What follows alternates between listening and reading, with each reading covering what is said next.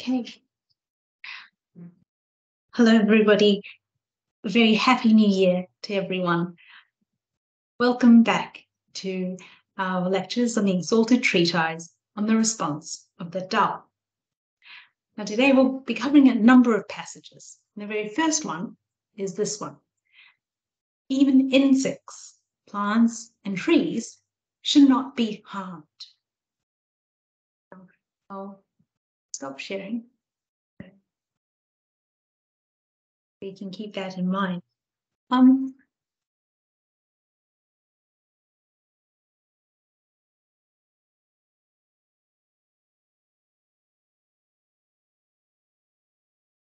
Now, this particular passage, there are two key points.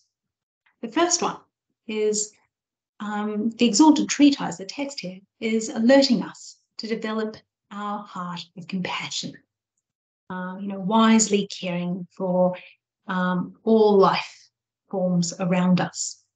And the idea is that if we can be mindful of respecting even the smallest of creatures, like the insects, we'll certainly be able to notice the larger ones, even the human beings, for example, and take care in whatever we do to not to harm those living beings, those living organisms. Now, in the collected commentaries to the Exalted Treatise, there are two historical accounts that I found pretty inspirational. Now, the first one is about a woman from Hangzhou province. And we don't have much detail about the name or her dates. And there's good reason for that. Basically, she would, from time to time find ants, venturing near her kitchen stove. And she would actually use fire to burn those ants. She killed countless ants over time. And if she came across any, holes in the earth, the earthworms crawl in and out, she would actually stop up those holes with lime, and that's quite a poisonous substance. Lime has its uses, but it doesn't quite mix with these sorts of living beings. So essentially, she effectively killed or poisoned, countless lives. These tiny creatures that would venture then or near her home. Now, one day she comes back to her house, and she's really shocked. On the bed where her child, her infant, baby, was supposed to be with this great black mass. And first she doesn't recognize it at all. But when she comes closer, she realizes that that's actually her baby, except her baby is completely covered in ants, black ants, completely covered. And the long and short of it was that her child dies from being bitten to death by these ants.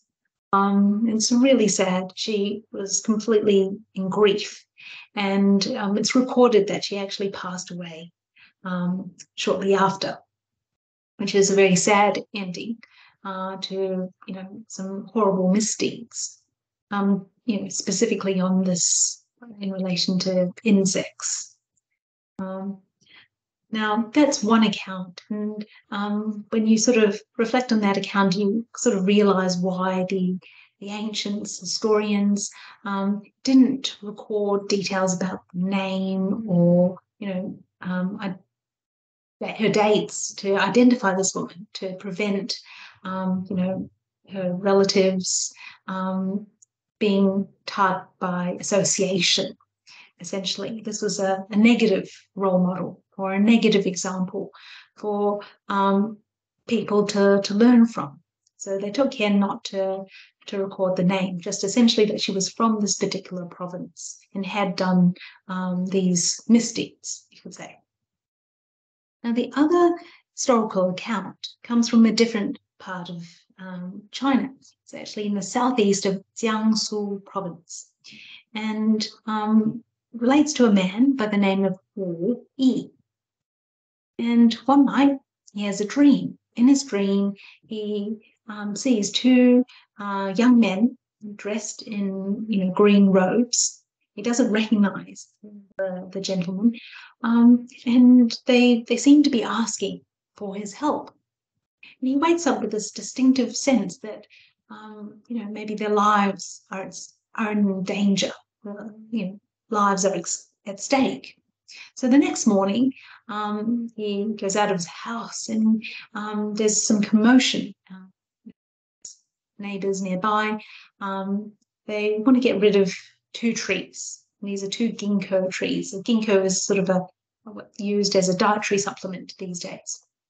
And these trees had just been bought, but now his neighbors, they had their axes in hand, about to cut them down for whatever reason. And instinctively, we volunteers, take some money out and buys the trees, so effectively saving the trees from being cut down. And it's recorded in the collected commentaries on the Exalted Treatise. Clearly there was a link between the figures that he saw in his dream and the two young men dressed in green and the trees this person managed to save the morning after. So that was a much more positive outcome. Now, the idea here is, yes, we want to develop this heart of caring, even for the smallest of creatures, including plants and trees. But part and parcel of that is that, caring for the small creatures actually trains the mind against insensitivity. Now, the 18th century German philosopher Immanuel Kant affirmed not only the importance of discipline in a young child's sort of social setting, but also the need to begin character education, the learning to develop good ethical character as early as possible. Because according to him, this moral education or character education really has to begin during childhood. Behavior that develops in children from a young age is so closely tied to their behavior as adults. So he saw this, real opportunity right at the beginning of a person's life to instill the right habits, and especially habits related to good ethical character. I'll share with you this particular quote.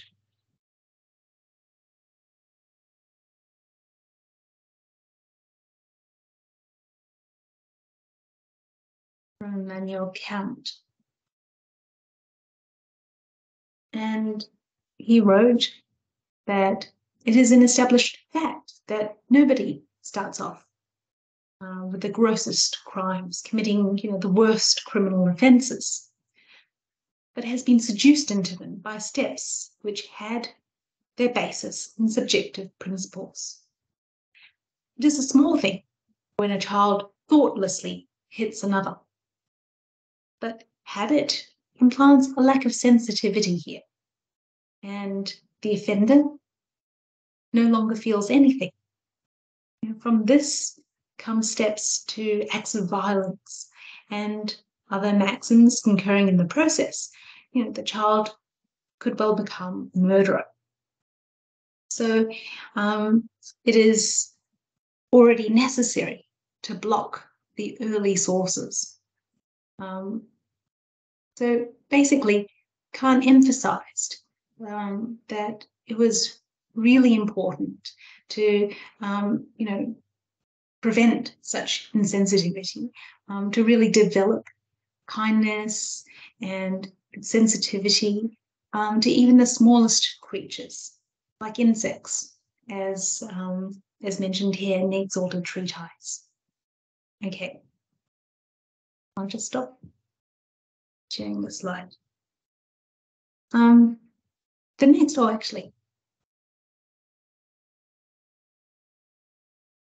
next passage in the Exalted Treatise begins with this particular character, one should, and it actually applies to several of the following sentences. So the first thing is that one should do, as the Exalted Treatise recommends, is to sympathize with a person's misfortunes and rejoice in their good fortune. So be happy for the good fortune of others. But we have a look at this particular character here. Inside the inner part, there's a cross, and the outer part looks like an inverted C. This is the character for misfortune. It's a Chinese character, and it's clearly made up of two parts, an inner part and an outer part. The outer part, what looks like a sort of an inverted C, is actually meant to resemble some sort of hole or pit in the ground.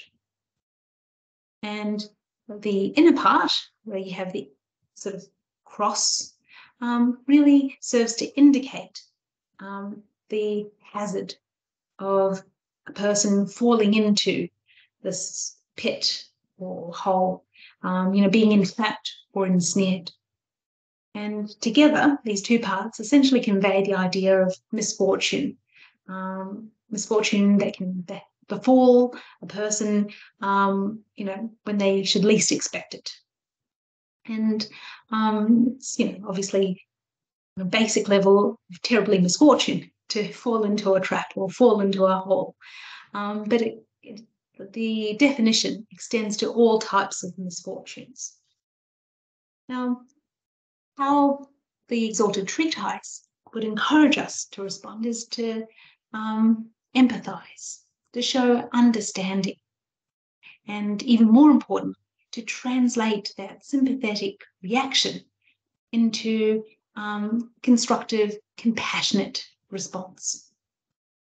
To give two examples, and these are drawn from the collected commentaries on the Exalted Treatise. I'll stop sharing temporarily.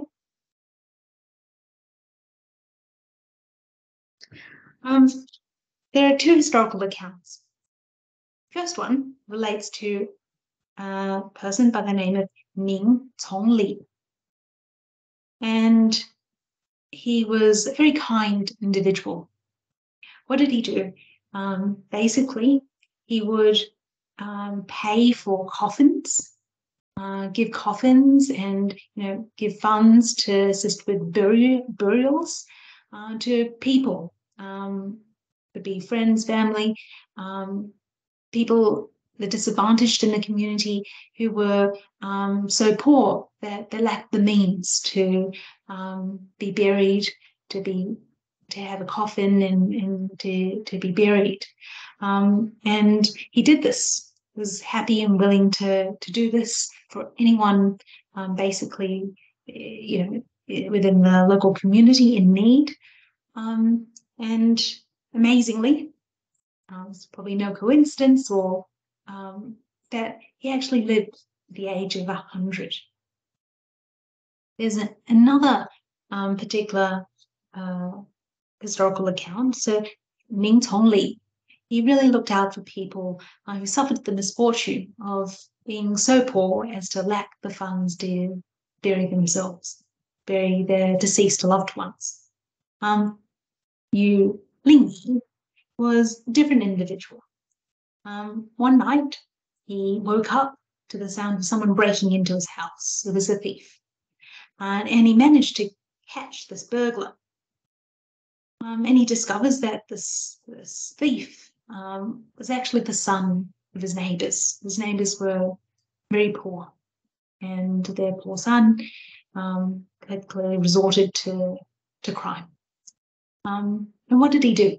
Well, Yu Lingyi, he gives the young man a rather considerable sum of money. It's about $10,000 in the currency of that time, for as sort of funds to help him earn a living. He could try to get skills to get a job of some sort, maybe start a small business, but basically to earn an honest living and not have to resort to further crime. Basically save this young man from descending into a life of crime.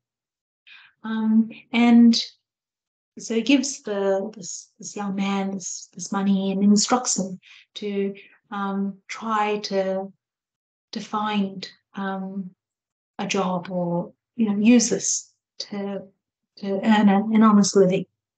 And he's even thoughtful enough to advise the young man to maybe stay in this house overnight. Police were patrolling in the community, and if he was caught with a large sum of money, going back on to his home in this hour of night, he could well be interrogated by the police, being suspicious activities. And so he, the young man stays overnight and returns to his home next door with the money the next morning.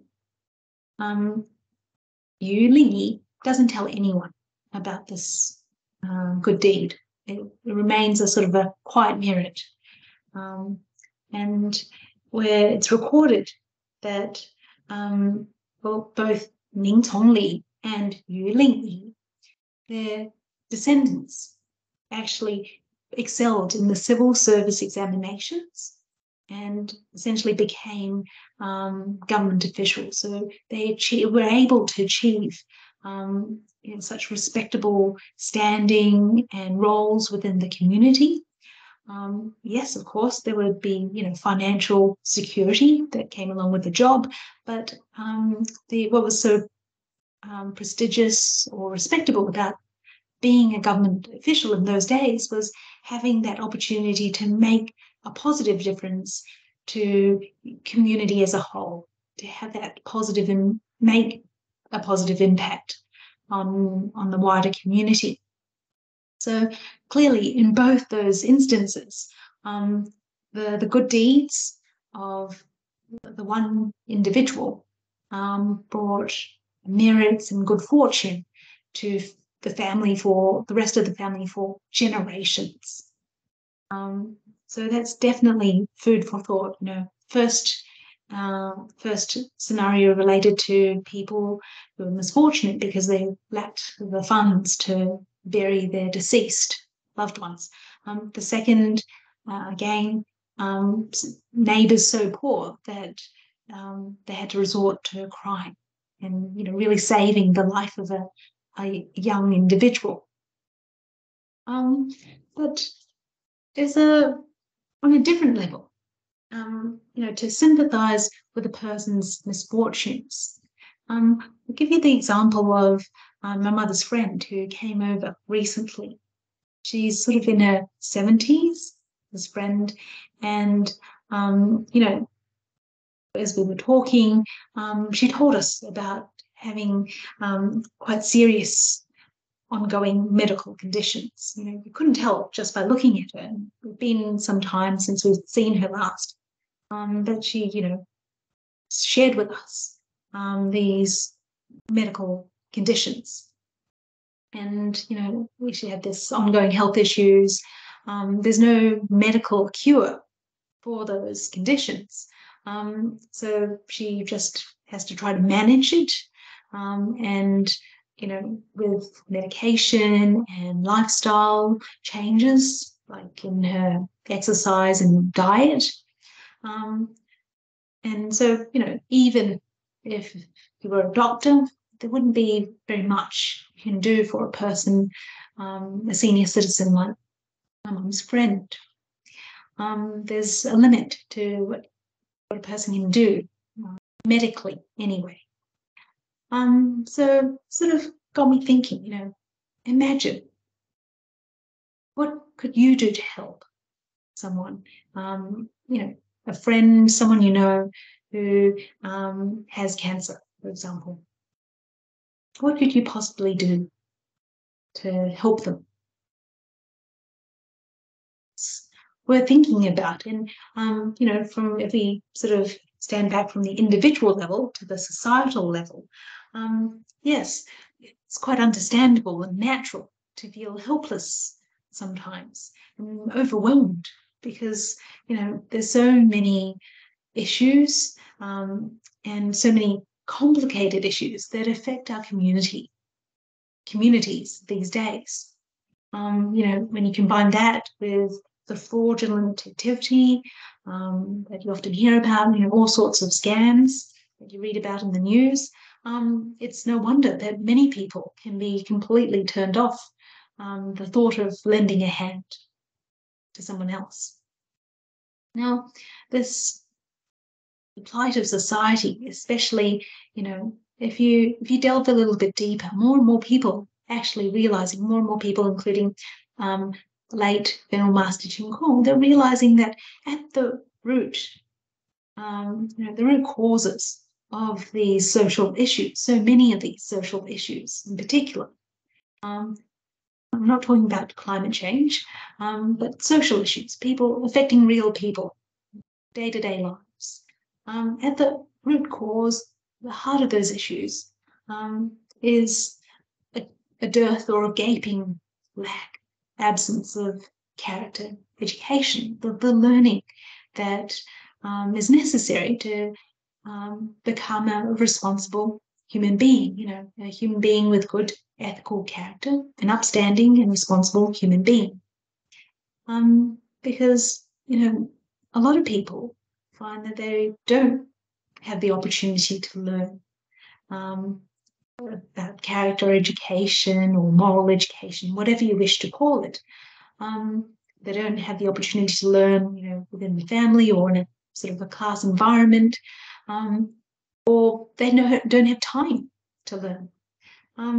And, it's through just thinking about, by taking on board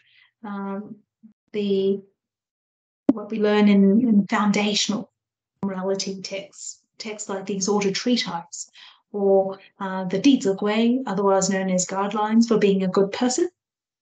They're taking on board their advice, guidance, instructions. We can actually translate our sympathetic reactions to constructive responses, compassionate responses to all the people around us, whether they're young or old or widowed or otherwise. And, it's quite empowering when you think about it. By awakening this heart of wisdom and compassion within us, you sort of realize that it's not simply just a matter of donating money or our time, those material resources. But we can do so much within our means, within the time that we have, in the best way that we can possibly can, for our family, our friends, our neighbours, all the people around us, even if it's just being a person that they can go to, who will be happy to listen, who will touch base with them when they're alone. And I think that by doing that, it helps us, it challenges us to identify where there are gaping needs, where people are suffering misfortune and they may not even know it. But ultimately to reflect creatively and constructively. And it might mean that we understand more. Listening to my mum's friend when she came over, we understand more. We're able to think better, reflect and come up with better ideas in helping people in that sort of demographic. And, we just might be able to keep one less person from being in distress. And the thing is that whatever we do, especially in setting a positive example, will inevitably be able to shape the responses of other people around us. So they might have access or learn from the Exalted Treatise, but by learning from the Exalted Treatise ourselves and responding constructively, other people can learn directly from our example, a positive example. So I think that's really important. And the other thing that the Exalted Treatise, the collected commentaries on the Exalted Treatise alerts us to is that, we know that misfortune arises from misdeeds. So yes, we can certainly assist with relief, material resources, etc., to support someone in need, suffering misfortune. But even just as important is, to the extent that we're able, to help them generally reflect on what they've done, what they might have done in the past, to try to avoid, and it could be maybe not in this lifetime, previous lifetimes, so they may not know it. But it's important to help them reflect, and they can avoid the misdeeds that generate the misfortunes, to help them avoid, further misfortune or worse misfortune later on in the future. So providing that counsel is, you could say, just as important as material resources to those suffering misfortune. Okay, so one should sympathize with those suffering misfortune. The other part of the passage is that we need to rejoice and be happy for others who enjoy good fortune. And that sounds, really positive. Why not? Why not be happy for the good fortunes of others? The good fortune could be good health, longevity, safe travels, financial prosperity, wealth, etc. All the good things that everyone wishes for. And when we learn about from the Exalted Treatise, we realize that they're actually the rewards that have come about from their good deeds in the past. So there's really no point being envious or begrudging someone for their success or their positive outcomes, because if we cultivate the good deeds, then there's nothing stopping us from enjoying the same rewards, the same good fortune in the future. So yes, it makes a lot of sense to be happy for someone. Being jealous, resentful, begrudging only results that misdeeds have, essentially, that results in misfortune for ourselves. Now, there's actually the word for good fortune in Chinese, shan. This has also been interpreted another way. So the other way is that this shan is not simply good fortune, but charitable efforts, charitable endeavors, or, good deeds, kind deeds, where someone's trying to do something beneficial for someone else. It could be the community. And, why would the Exalted Treatise remind us to be happy for a person trying to do a good deed? Well, some people feel that they can do so much better. They're jealous of others. They want to take full credit for the good deed, full recognition. And so, they'll even go as far as undermining or hindering the charitable efforts of others. It's pretty sad, but that is a misdeed in itself. By being happy for someone's charitable efforts, what does that mean? It means encouraging, guiding, supporting, maybe collaborating with them so that their good deeds can reach more people, can benefit more people, can their good ideas can be brought to fruition more fully, that sort of thing. That's what it means by being happy, really rejoicing in the good works of others, or the good fortunes of others. Those good works that inevitably lead to good fortunes. So there's an interesting anecdote from the Analects about Confucius. And it said that if Confucius was in the company of a talented singer, Confucius would actually try to learn from them and even accompany them with his own voice. Now, a good singer they can entertain, bring happiness to so many people. Confucius learns from them and, even becomes their backup singer. But essentially, the Exalted Treatise here indicates that that's the sort of attitude that we need to take. When we see someone trying to do something good or positive for someone else or a group of people or the community as a whole, we want to learn from them. We want to try and support them to the extent that we're able. And that's part and parcel of rejoicing, being happy for their good deeds and good fortune. Now, you might think, this is fairly intuitive. How could this be an issue? Why might there be a problem? I've got a scenario here, and it's actually based on a real case where you can see why it might be an issue, why it might be a problem to be happy for the good fortunes of others. Now, there is a national organisation, fairly large organisation, and it had a board of directors.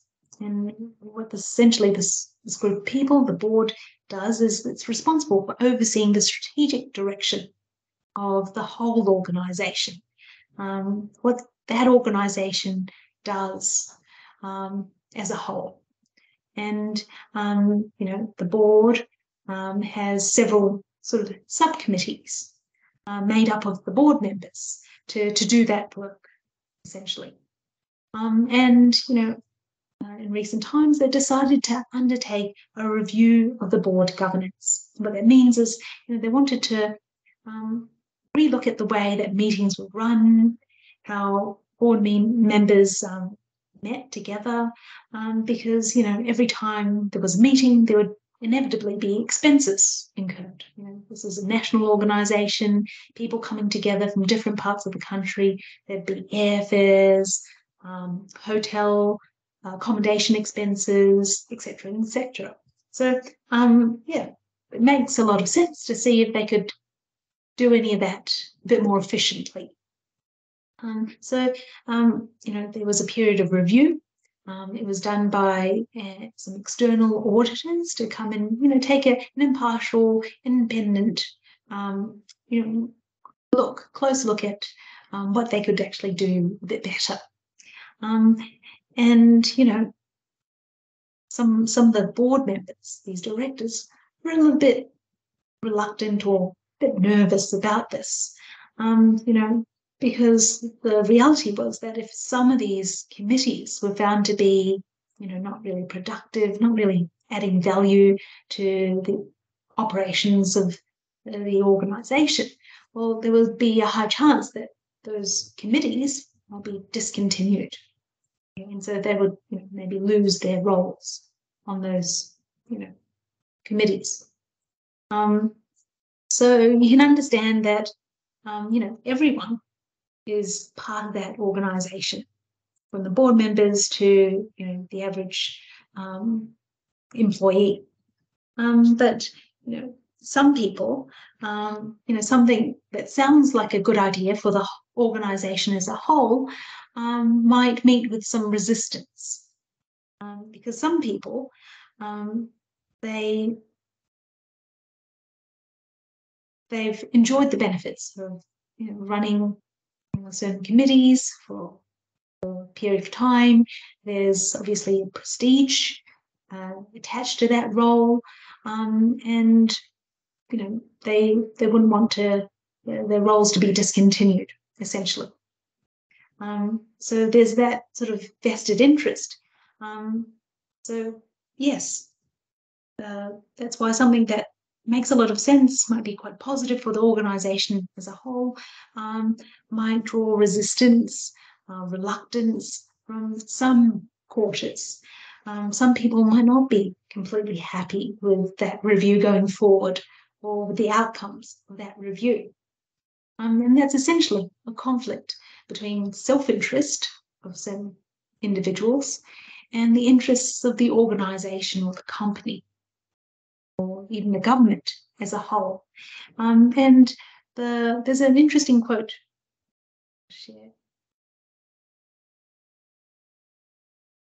The quote is by former US President Harry Truman. And he said, "It's amazing what you can accomplish when you don't care who gets the credit." And it's the idea that, what's at stake when individuals, they're more concerned with their own interests, their own preferences, maintaining their own roles or rank or positions, etc. They're more concerned with that, their own vested self-interest, than the interests of the collective, whether that be an organisation like the government or a corporation, or even a charitable organisation. So when you can put that aside, there's no limit to what that collective team can accomplish. It's definitely food for thought. Now, if I now turn to the next passage. Help people in need. Save people in danger. What sort of need are we talking about? The Exalted Treatise gives us a couple of examples in its the collected commentaries. Just stop the presentation. Need can be to do with illness or disease. So clearly a need for medical attention, treatment. It could be need like being cold, suffering cold and hunger. But there's also need on so many other levels. If you think of a young student about to graduate from their course, those students might be in need of opportunities for work experience that can make it so much easier to land a graduate position later on, when they graduate. So that the idea of need might apply to those members of the community too. And there's two historical accounts I'd like to share. The first relates to an individual by the name of Tuan Ganbang. And basically, he hoarded grain, a lot of grain, so much grain that it filled up 10 granaries. And these are particular storehouses designed to store up grain, so essentially to provide supplies in times of crop failure. People are unable to harvest much or any crops at all. So, what happened was, that the community was affected by crop failure. There was widespread famine, so people were literally starving to death. And this individual, he had 10 granaries full of food, but he just didn't care. It got to the point where the government actually, negotiated with him to borrow some of his grains to provide relief, sort of disaster relief to people the community, people really in need. And these are people starving to death, you can imagine.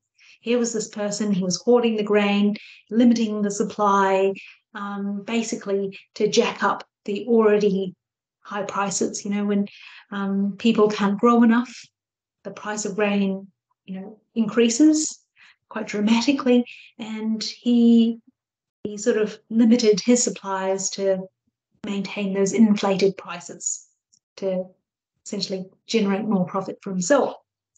So he agrees, with the government to provide. The government essentially buys some of his grain to provide disaster relief. But unfortunately, the next morning after, he changes his mind. The people gathering outside his gates, waiting for him to start distributing some of the grain that he promised the government that he would. So all the time people are milling outside, maybe queuing up, waiting desperately for this much needed grain. He's inside, he's locked the gates, closed his doors, and he just doesn't care.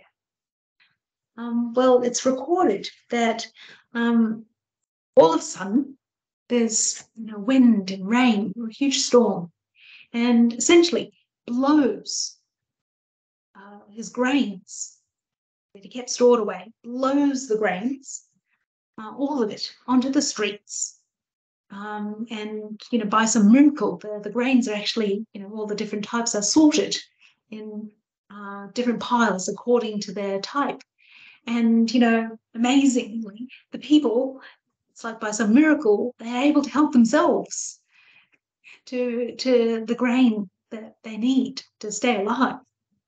And it's recorded that Tuan Ganba, he's struck by lightning and he passes away shortly after. So, his blatant disregard for the sufferings of others, this is, turning a blind eye to people who are in desperate need. And, this was the sort of consequences they suffered. Now, there's a slightly different perspective from another historical account. And this relates to an individual by the name of Wei Shiju. Now, he was a very kind man, very generous. And, whenever there were crop failures, so when people couldn't grow enough because of, maybe weather conditions, etc., lack of rain, when there was a poor harvest, and, fewer grains were produced, naturally the price of grain that when people had to buy on the markets increased a lot. And what he would do is he would try to stabilize the prices by, opening up his granaries, sharing what he had, so that, there would be enough supply, keep the prices down, and the grain could be affordable. And he, part of it, he sold the grain at half of the market price. This was tough times. People couldn't grow enough. Where would they find the money to buy expensive grain? So he sold the grain at half the market price, and there was heaps of demand, obviously, for affordable, cheap grain. And he found that he would make a loss. So that was one fortunate outcome for him. For those in the community who couldn't afford to buy the grain, even at that reduced price, whether they were friends or family or complete strangers, he, was kind enough to just give the grain on a regular. He would donate on a regular basis, and it's recorded that so many in the community relied on his generosity. Was able to get by because of his, his generosity. And what was his outcome? Well, clearly his name lives on in history books, provides a positive inspiration for so many people, countless generations. But his son, it's recorded, rose to become a high government official, a senior official, and this was very rare. And the amazing positive of being in that sort of role is to have even more of an opportunity to make an extensive positive impact for the community as a whole. So clearly his good deeds, again, we see one individual's good deeds bringing benefit to other members of their family, their descendants. So that's sort of a complete contrast to the other man who hoarded tightly his grains in his 10 granaries and turning a blind eye to people in times of need. You generally want to help people, and they sort of, when they need such a basic essential like food, when they need it the most, then it means all the more to be there for them, to provide whatever you can within your means. Now, the other part of the sentence is help people in need, but saving people in danger. And I'll actually share my screen here. If you have a look at this character, it's the last Chinese character. It's the Chinese character for the word danger. And if you sort of look carefully, it's actually, this is a figure of a person, and they're actually located on top of some mountain cliff. So the idea here, they're on could be a steep slope in this cliff, high up. It's used to convey the idea of some perilous, life-threatening conditions. And the collected commentaries provide a couple of examples where lives are on the line. It could be when someone's boat has capsized. Who knows whether they're able to swim? Their house is on fire. These are clearly life-threatening situations. So you have, in need, could be medical condition, they're cold and hungry, etc. The danger is when it really is a matter of life and death.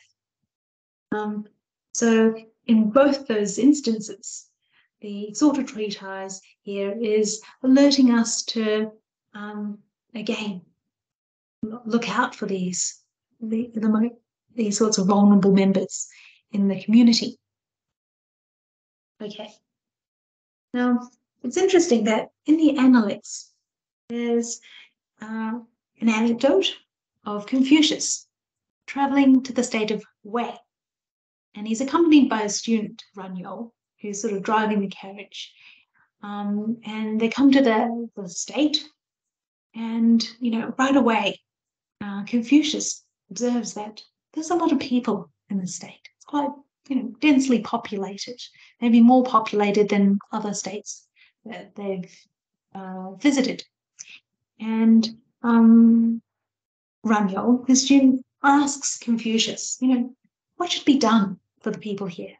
What could they possibly do to serve these people in this populous state? Well, Confucius replied, enrich them. What he's saying is that, we should reflect on what sort of, maybe ensuring that there are opportunities for people to earn a living, to be able to support themselves and have at least the basic necessities of life, shelter, food, clothes, that sort of thing, the material resources. And then Ranyou, being the inquisitive student that he is, he asks again, okay, when the people are enriched, what more should be done? What else can you do?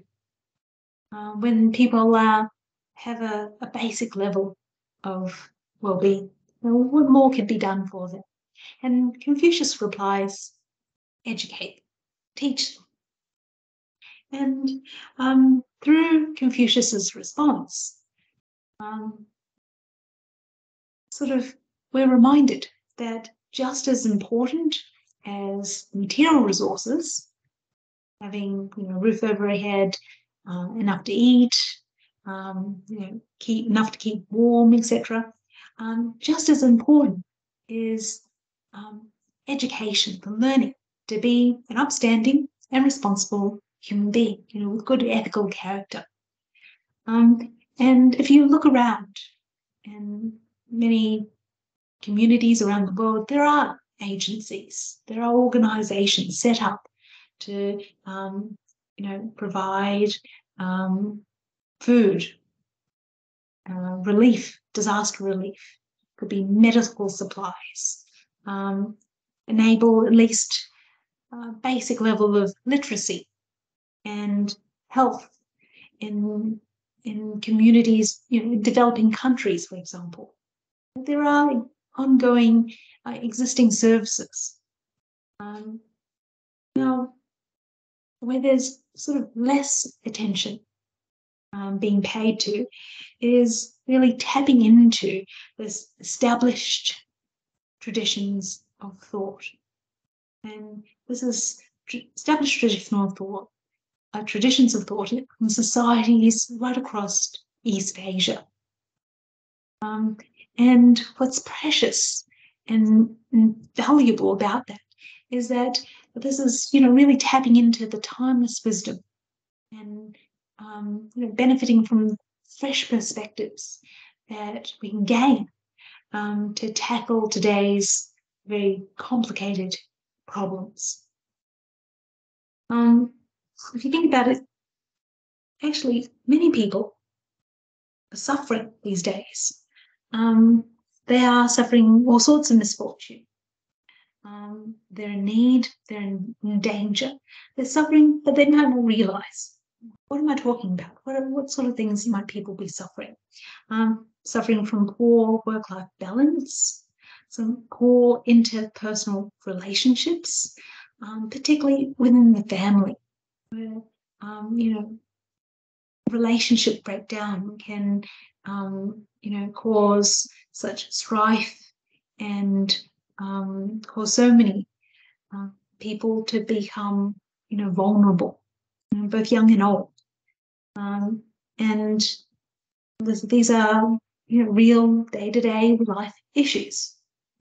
Now, people might not know, might not even feel that they're suffering, and they might not even know or hear about solutions out there in this traditional learning from the cultures of East Asia. And really is a treasure trove for a commonwealth for all of humanity, not just people who can understand classical Chinese. But why I've said that there's less attention paid to this particular area is, you just need to ask yourselves, how many people in the world these days trying to make these resources understandable and accessible for a modern international audience, so that more people can tap into this this learning benefit by developing good ethical character at any stage of their life. And some people are fortunate enough to be exposed to the texts through university courses in Chinese philosophy. They might do a course in the Eastern Studies department or in Chinese studies, and they come across these sorts of texts. Sometimes people might come across books like Exalted Treatise, such foundational texts in the library or in bookshops even. But it's a bit hit and miss because, just by reading a translation, there's really no guarantee that they'll understand it. Can be a bit, we feel that, texts like the Analects of Confucius, for example, feels a little bit like bits and pieces. They're actually quotes from Confucius's different times in his life, his conversations, interactions with different people. So it can be quite hit and miss.